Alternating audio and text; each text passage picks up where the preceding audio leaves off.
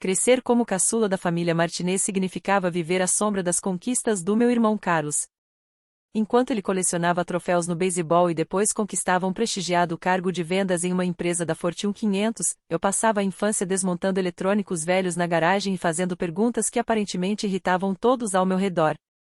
Porque o Miguel sempre precisa desmontar as coisas, suspirava minha mãe ao me encontrar com uma chave de fenda e mais um eletrodoméstico quebrado.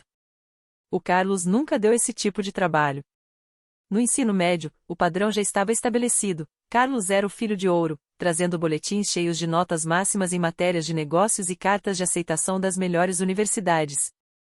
Eu era o esquisito que passava o intervalo no laboratório de química e os fins de semana montando placas de circuito que ninguém entendia. Quando Carlos se formou como orador da turma e foi para Northwestern com bolsa integral, a família comemorou por semanas.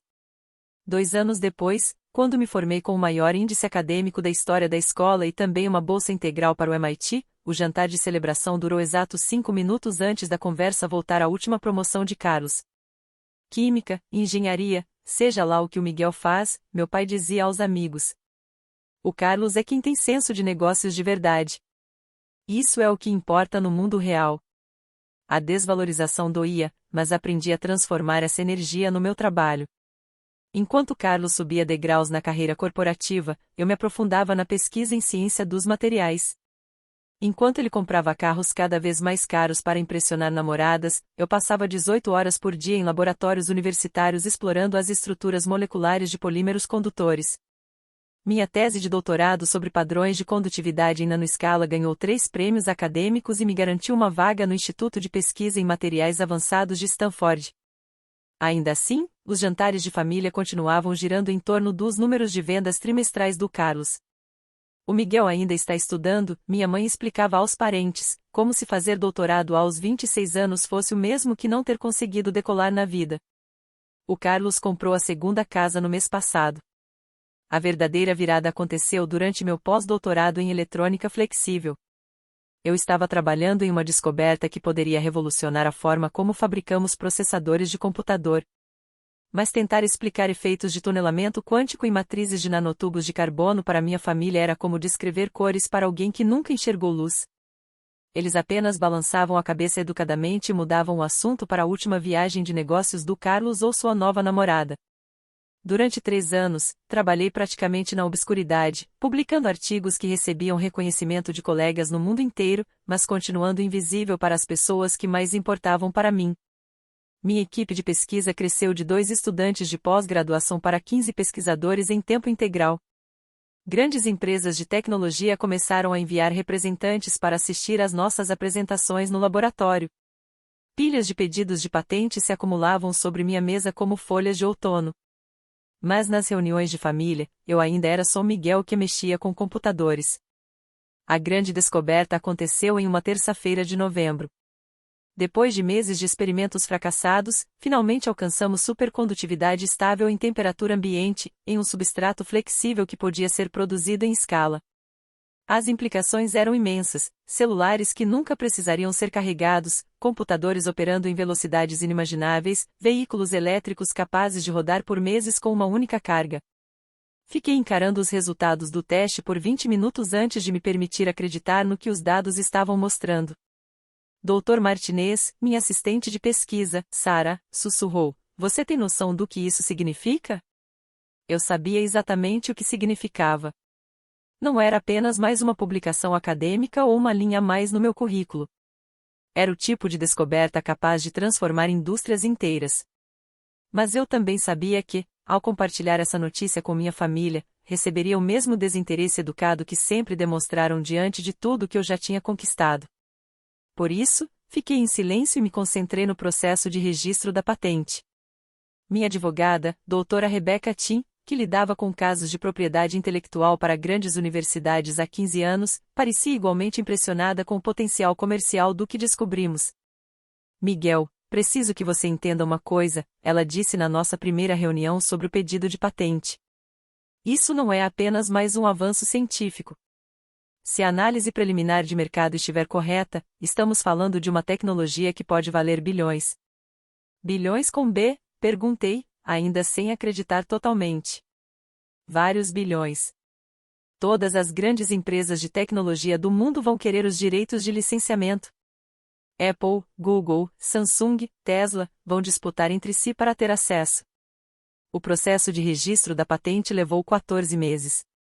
14 meses de revisões técnicas, avaliações de especialistas e uma avalanche de documentação legal, enquanto eu continuava minha rotina de pesquisa e comparecia às reuniões de família onde o Carlos entretinha a todos com histórias sobre sua promoção a diretor regional de vendas.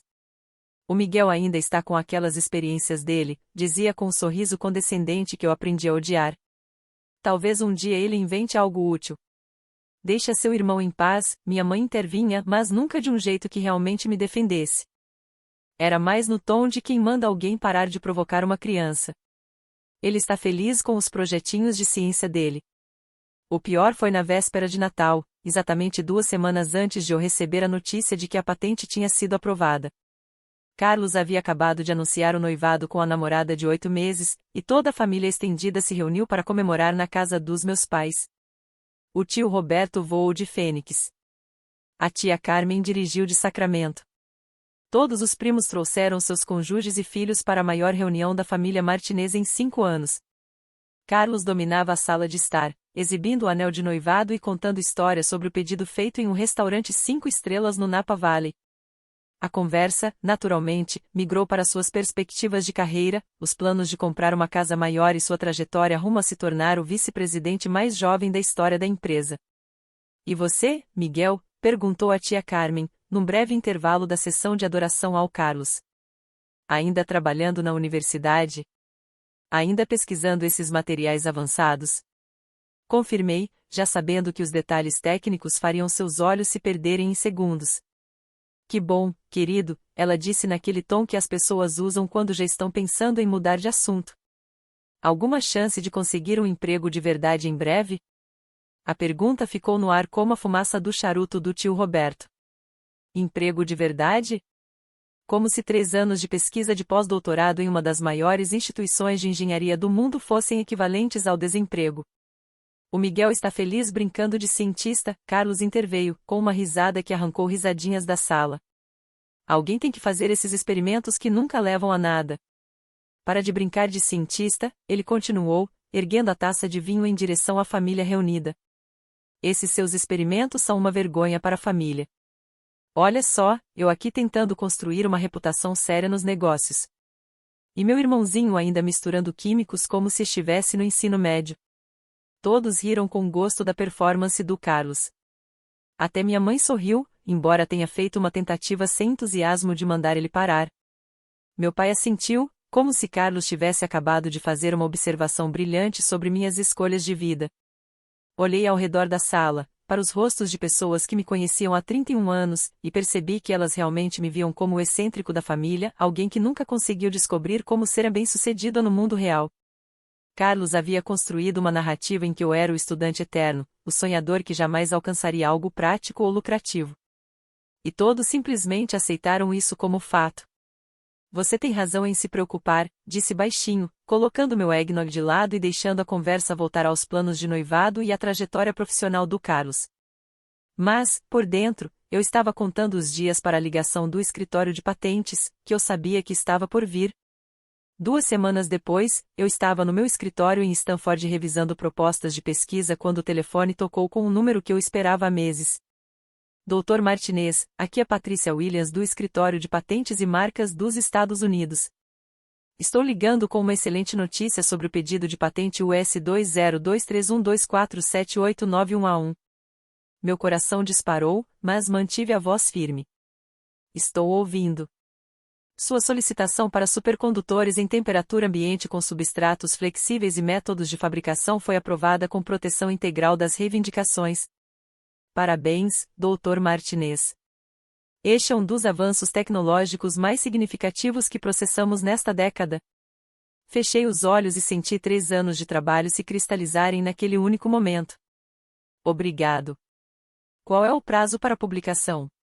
A patente será publicada na próxima semana. Mas devo mencionar que a notícia já vazou para a indústria. Meu colega da área de licenciamento me contou que a Apple, o Google e a Microsoft já haviam enviado consultas preliminares de licenciamento. A análise inicial de mercado sugeria aplicações comerciais no valor de bilhões de dólares. Poderia ser mais específico em relação às projeções, Dr. Martinez? Com base na resposta preliminar da indústria, os contratos de licenciamento dessa tecnologia podem ultrapassar 5 bilhões de dólares só no primeiro ano. Samsung e Tesla, ao que tudo indica, estão preparando ofertas concorrentes na faixa de 5,2 bilhões apenas pelos direitos exclusivos de fabricação. Agradeci a Patrícia e desliguei o telefone. Depois fiquei sentado na cadeira do escritório, encarando a parede por uns 10 minutos, tentando absorver a realidade da situação. Em menos de uma semana, eu passaria de ser a decepção da família que brincava de cientista para deter patentes que valiam mais do que o PIB de muitos países pequenos. Mas antes, havia um jantar de família a comparecer. Carlos tinha organizado um jantar comemorativo na casa dos nossos pais para anunciar que sua empresa o havia promovido a vice-presidente de vendas da Costa Oeste, tornando-o o VP mais jovem da história da companhia. Toda a família foi convidada para celebrar mais esse marco em sua ascensão meteórica no mundo corporativo americano. Cheguei exatamente na hora, levando flores para a mamãe e uma garrafa do vinho favorito do Carlos. A casa estava cheia dos mesmos parentes que haviam testemunhado minha humilhação no Natal, todos reunidos para ouvir sobre a nova conquista dele. Miguel, exclamou minha mãe, recebendo as flores com aquela mesma surpresa alegre de sempre, como se fosse incrível eu lembrar dessas gentilezas sociais. O Carlos vai contar para todo mundo sobre a promoção. Estou ansioso para ouvir, respondi, sentando-me no meu lugar habitual na ponta mais distante da mesa de jantar, enquanto Carlos se posicionava à cabeceira como um CEO se dirigindo ao conselho de administração. Por 20 minutos, Carlos comandou a conversa descrevendo suas novas responsabilidades, o aumento de salário, o escritório de canto com vista para o centro de São Francisco e seus planos de expandir o território de vendas da Costa Oeste. Todos ouviam com atenção absoluta, fazendo perguntas, comentando e oferecendo parabéns que soavam genuinamente entusiasmados. Para ser totalmente sincero, disse Carlos, recostando-se na cadeira com a confiança de quem nunca conheceu o fracasso profissional, eu sempre soube que seria bem-sucedido. Basta ter foco, ambição e entender o que realmente importa nos negócios. Não como certas pessoas que perdem tempo com passatempos que nunca levam a nada. Ele lançou um olhar na minha direção, com um sorriso de canto. Mas, ei, toda família precisa de um sonhador, não é? Os parentes riram educadamente. O tio Roberto ergueu a taça de vinho em um brinde à conquista de Carlos, e todos o acompanharam, enquanto eu apenas bebia minha água e conferia o relógio. E você, Miguel? Perguntou a prima Diana, no breve intervalo após os brindes. Alguma novidade do seu laboratório? Na verdade, sim, respondi, puxando o celular do bolso bem no momento em que ele começou a tocar com o número da Patrícia Williams na tela. Com licença, isso vai ser rápido. Fui até a cozinha e atendi no segundo toque. Dr. Martinez, aqui é Patrícia Williams do escritório de patentes novamente. Espero não estar ligando em um momento ruim, mas queria atualizar o senhor sobre um desenvolvimento. Google, Apple e Microsoft apresentaram uma oferta conjunta de 5,2 bilhões de dólares pelos direitos exclusivos de fabricação da sua tecnologia de substrato supercondutor. Eles estão pedindo uma resposta imediata. Olhei pela porta da cozinha em direção à sala de jantar, onde minha família ainda estava reunida em volta do Carlos, ouvindo falar sobre seus planos de comprar uma casa de férias em Tahoe. Poderia me aguardar só um instante, Patrícia? Claro, Dr. Martinez. Voltei para a sala de jantar, celular na mão, enquanto Carlos explicava como sua promoção o colocava no caminho para, eventualmente, dirigir toda a empresa. Desculpem interromper, falei, olhando diretamente para ele. Mas preciso atender esta ligação do escritório de patentes. Carlos revirou os olhos. Não dá para deixar seus deveres de ciência para depois do jantar? Não são deveres, respondi, colocando o telefone no viva voz. Patrícia, poderia repetir o que acabou de me dizer? Gostaria que minha família ouvisse. A voz de Patrícia encheu a sala de jantar com clareza profissional. Certamente, Dr. Martinez. Eu estava informando que as gigantes de tecnologia Google, Apple e Microsoft apresentaram uma oferta conjunta de 5,2 bilhões de dólares pelos direitos exclusivos de fabricação da sua tecnologia de substrato supercondutor em temperatura ambiente. Eles a estão caracterizando como o avanço mais significativo em ciência dos materiais dos últimos 50 anos e querem iniciar a produção imediatamente. A sala de jantar ficou em silêncio absoluto. A taça de vinho de Carlos parou no meio do caminho até a boca. O garfo da mamãe congelou sobre a salada. O sorriso confiante do papai se desfez como névoa ao sol da manhã. 5,2 bilhões, sussurrou a tia Carmen com um ambê. Patrícia confirmou pelo viva voz. Dr. Martinez, devo também mencionar que a Samsung e a Tesla indicaram que apresentarão ofertas concorrentes até amanhã de manhã. A análise preliminar de mercado sugere que esta tecnologia pode revolucionar a eletrônica de consumo, os veículos elétricos e o armazenamento de energia renovável. Carlos pousou a taça de vinho com uma mão que já não estava tão firme. Miguel, isso é algum tipo de piada? Não é piada, respondi, tirando o telefone do viva voz. Patrícia, vou precisar revisar as ofertas com minha equipe jurídica e retorno para você amanhã de manhã.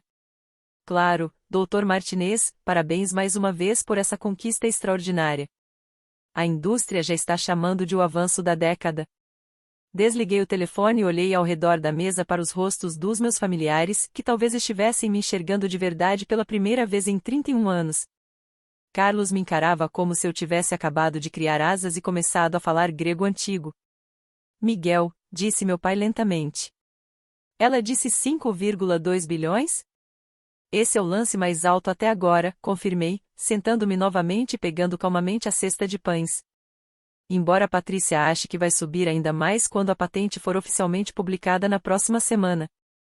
Seus projetinhos, murmurou minha mãe, quase sem voz, valem 5 bilhões. A descoberta específica envolve alcançar supercondutividade estável em temperatura ambiente, em substratos flexíveis que podem ser fabricados em escala industrial, expliquei, passando manteiga em um pãozinho como se não estivesse descrevendo uma tecnologia capaz de remodelar a economia global. Isso tem aplicações que vão de baterias de smartphones a sistemas de carregamento de veículos elétricos, até computadores quânticos. Carlos abriu a boca, fechou, abriu de novo, e parecia ter esquecido como se falava. Miguel, disse o tio Roberto, inclinando-se para a frente com súbito interesse intenso. Quando você fala em direitos exclusivos de fabricação, quer dizer que a empresa que vencer o contrato de licenciamento vai controlar a produção do componente eletrônico mais revolucionário desde o microprocessador, concluí. As projeções iniciais sugerem que pode gerar de 20 a 30 bilhões de dólares em receita anual dentro de 5 anos. Seu irmão acabou de ser promovido a vice-presidente. Isso é maravilhoso para o Carlos, disse minha mãe, com a voz fraca, como se tentasse manter algum resquício de hierarquia familiar, mesmo enquanto os alicerces dessa hierarquia desmoronavam ao redor dela. É realmente uma grande conquista ser vice-presidente, acrescentei com sinceridade. Carlos finalmente encontrou a voz. Miguel, por que você nunca nos contou nada disso?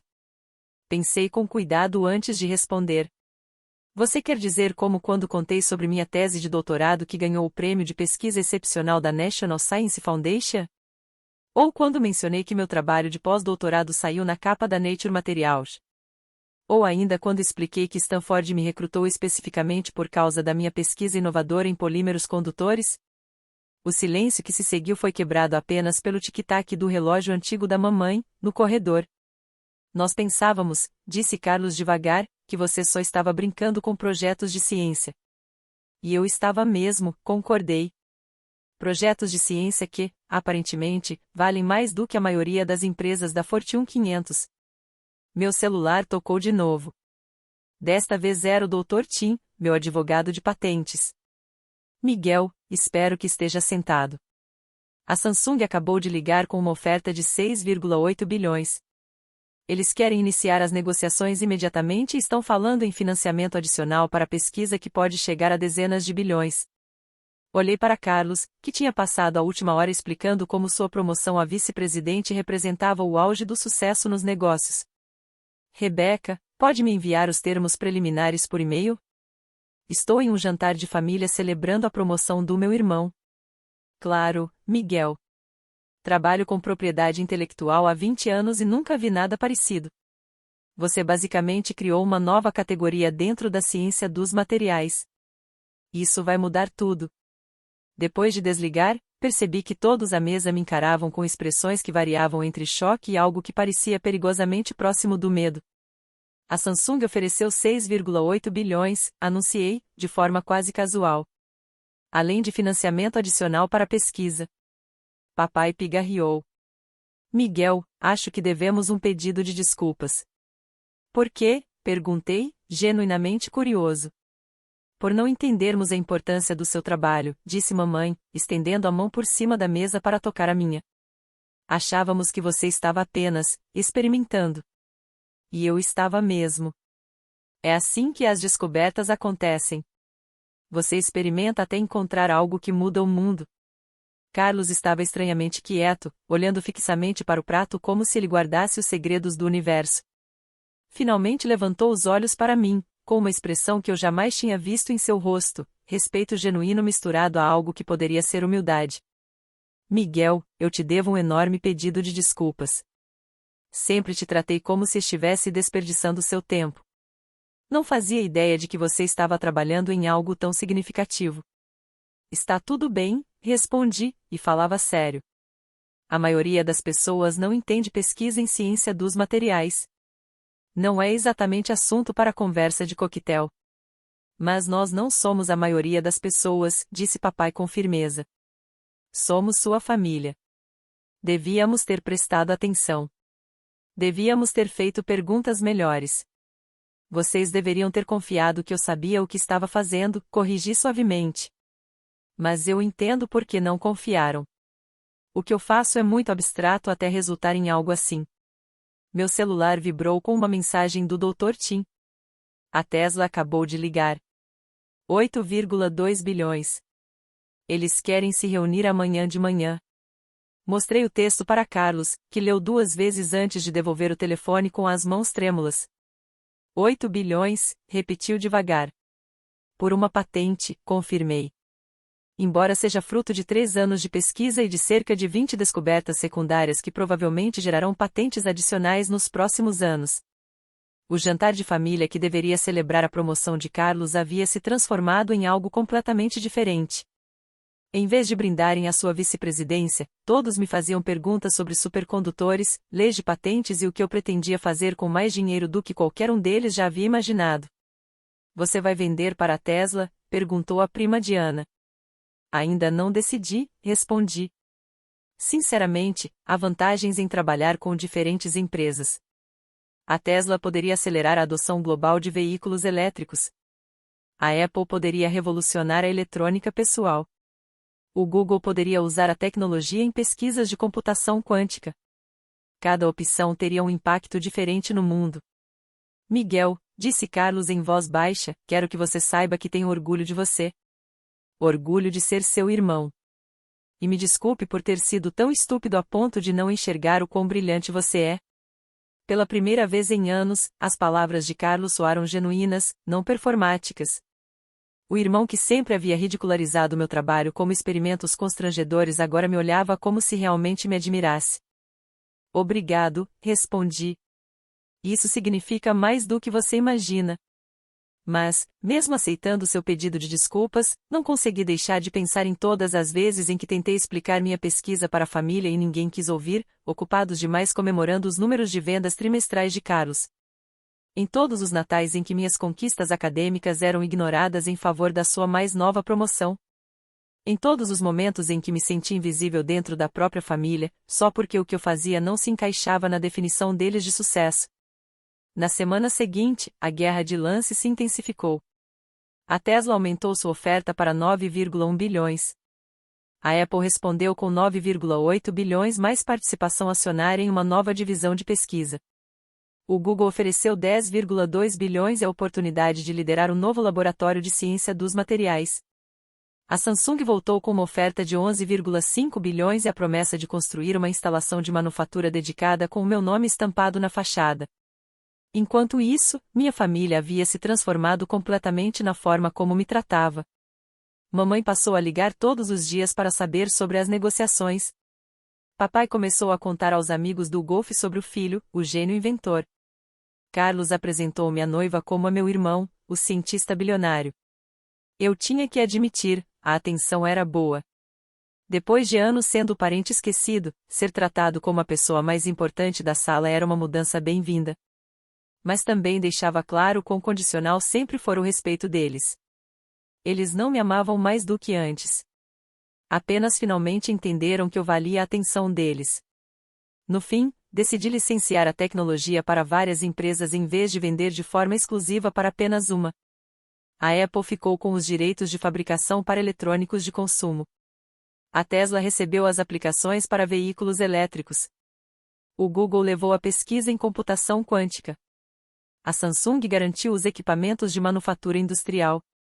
O total dos contratos de licenciamento chegou a 18,7 bilhões ao longo de 7 anos, com financiamento adicional de pesquisa que poderia alcançar 30 bilhões se determinadas metas de desenvolvimento fossem atingidas. Usei parte do pagamento inicial para criar a Fundação Martinez de Pesquisa em Ciência dos Materiais, oferecendo bolsas para estudantes de pós-graduação cujos trabalhos fossem considerados experimentais ou abstratos demais para receber financiamento tradicional. Estudantes como eu havia sido, trabalhando em projetos que talvez suas próprias famílias não entendessem, até que chegasse o momento da descoberta. A promoção de Carlos a vice-presidente continuava sendo uma conquista significativa, e eu fiz questão de celebrá-la adequadamente em nosso próximo encontro de família. Mas a dinâmica já havia mudado para sempre. Eu já não era mais o irmão caçula que brincava de cientista enquanto Carlos alcançava o sucesso de verdade no mundo dos negócios. Eu era o Dr. Miguel Martinez, detentor de patentes avaliadas em quase 20 bilhões, cujas pesquisas experimentais haviam mudado de forma fundamental a maneira como o mundo fabricaria dispositivos eletrônicos pelos próximos 50 anos. E Carlos, em sua defesa, nunca mais sugeriu que eu deveria parar de brincar de cientista e arrumar um emprego de verdade. A família finalmente havia aprendido que, às vezes, as descobertas mais importantes vêm justamente das pessoas de quem menos se espera, trabalhando em projetos que ninguém entende, em busca de inovações que podem mudar tudo. Às vezes, a pessoa que mistura substâncias na garagem é a mesma que cresce para reestruturar a economia global. Às vezes, brincar de cientista é, na verdade, o trabalho mais sério de todos.